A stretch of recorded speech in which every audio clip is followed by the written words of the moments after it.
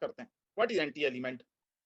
तो जब हम बात कर रहे हैं सबसे पहले नॉर्थ दिशा से, नॉर्थ दिशा की बात हमने पहले की थी कि ये अपॉर्चुनिटीज देने वाली दिशा है, ये आपकी सोचने की क्षमता बढ़ाने वाली दिशा है। और अगर ये डिस्टर्ब हो जाए तो ऐसे व्यक्ति को अपॉर्चुनिटीज मिलने में परेशानी आती है, नई अपॉर्चुनिटीज उसे नहीं मिलती, और वो डिसीजन लेने में उसे परेशानी आती है, क्योंकि ये जल तत्व की दिशा है। काय की दिशा है? जल तत्व की।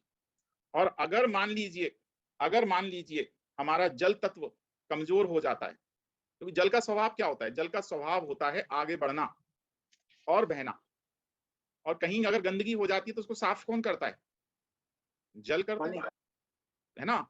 और एकदम क्लीन, अगर मान लीजिए वाटर एकदम क्लीन हो किसी जगह पर, एकदम क्लीन और शांत अगर हो, तो आपको उसके नीचे की सारी चीजें, मतलब एकदम क्रिस्टल क्लियर जो चीजें होती हैं वो अपने को दिखने लगती हैं। तो आदमी का विजन एकदम जो है वो एकदम क्लियर हो जाता है, अगर मान लीजिए जल तत्व वहां पर ठीक है तो। ठीक है। तो जल का जो नॉर्मली अभी अपन बात करेंगे, मैं स्लाइड शेयर कर रहा हूं अभी। तो अगर जल तत्व हमारा बिल्डिंग में संतुलित होगा, किसी भवन में संतुलित होगा, जल तत्व संतुलित होगा, तो वहां के लोगों की सोच बहुत ऊंची होगी। वो ऐसी छोटी छोटी बातों पे बात नहीं करेंगे, है ना, दाक्यानुसी ख्यालात जैसे इसको कहते हैं, या छोटी सोच की बात करना, वो नहीं करेंगे, उनकी सोच ऊंची होगी, है ना। ऐसे लोग जो है जीवन के प्रति आध्यात्मिक भी रहते हैं और दार्शनिक, दोनों दोनों दृष्टिकोण उनके साथ साथ चलते हैं। ऐसा नहीं है कि एकांतवाद से वो कहें कि नहीं नहीं नहीं ऐसा है, और फिर किसी चीज को दूसरे एंगल से ना देखें। दोनों एंगल से देख के बात करते हैं, बिल्कुल क्लियर होते हैं, क्रिस्टल क्लियर जिसकी अपन बात करते हैं ना, तो उनका विजन एकदम क्रिस्टल क्लियर होता है। सांसारिकता के साथ व्यवहारिकता में भी दक्ष होंगे आप।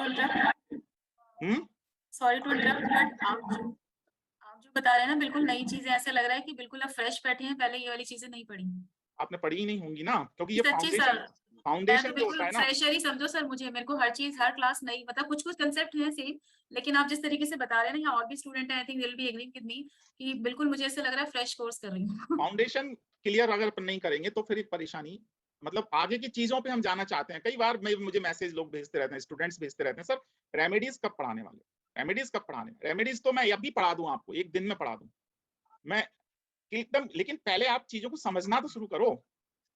ठीक है ना। तो जब तक ये चीजें नहीं समझेंगे तब तक आपको निश्चित रूप से वास्तु करना नहीं आएगा।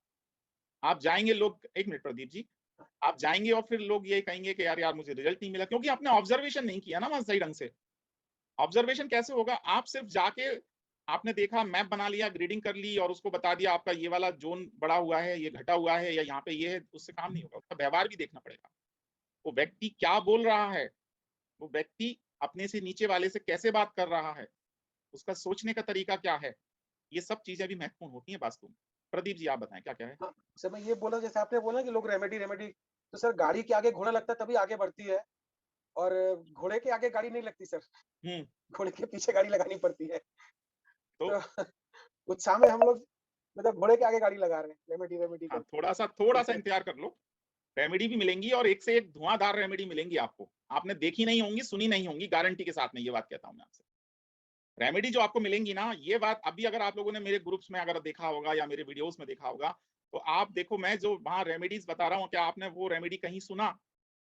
जैसे मान लीजिए मैंने आपको रत्न मंजूषा के बारे में बताया, वो इतना महत्वपूर्ण पार्ट होता है कि अगर उस रत्न मंजूषा को भ्रम स्थान में रख दिया जाए कुछ और चीजों के साथ में, तो वो इतनी एनर्जी क्रिएट कर देती है वहां पे, किसी और दिशा में जाने की जरूरत ही नहीं पड़ती फिर, है ना।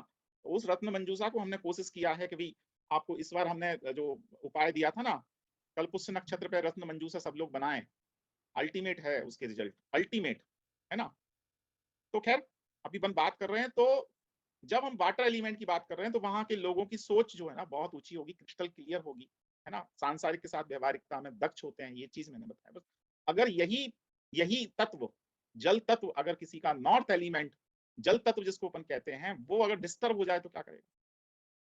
वो जस्ट उल्टा अपोजिट कर लीजिए, क्या होगा? वहां के लोग जो होंगे ना, वो इनसिक्योरिटी फील करेंगे हर चीज में, इनसिक्योरिटी। ऐसे लोगों को न्यू अपॉर्चुनिटीज मिलने में मुश्किल होती है, नहीं मिल पाती, उनकी सोच बहुत छोटी हो जाती है, संकीर्ण विचारधारा के लोग हो जाते हैं ना, छोटी विचारधारा जिसको कहते हैं। तो ऐसे लोग आप अगर अगर देखेंगे वहां पर, तो ऐसे लोग सिर्फ जी रहे होते हैं, अपनी आवश्यकताओं की पूर्ति कर रहे होते हैं और कुछ नई चीज़ें उनको जीवन में अगर मान लो गेन करना है, तो उन्हें कई बार वो सोचना पड़ता है, कि ये चीज़ कर पाएँगे कि नहीं कर पाएँगे, है ना? तो हमेशा छोटी-छोटी बातों के मतलब बोझ उनको होता है, छोटी-छोटी बातों के तले दबे रहते हैं वो ऐसे लोग। बिना कारण कुछ लोगों को आपने देखा होगा,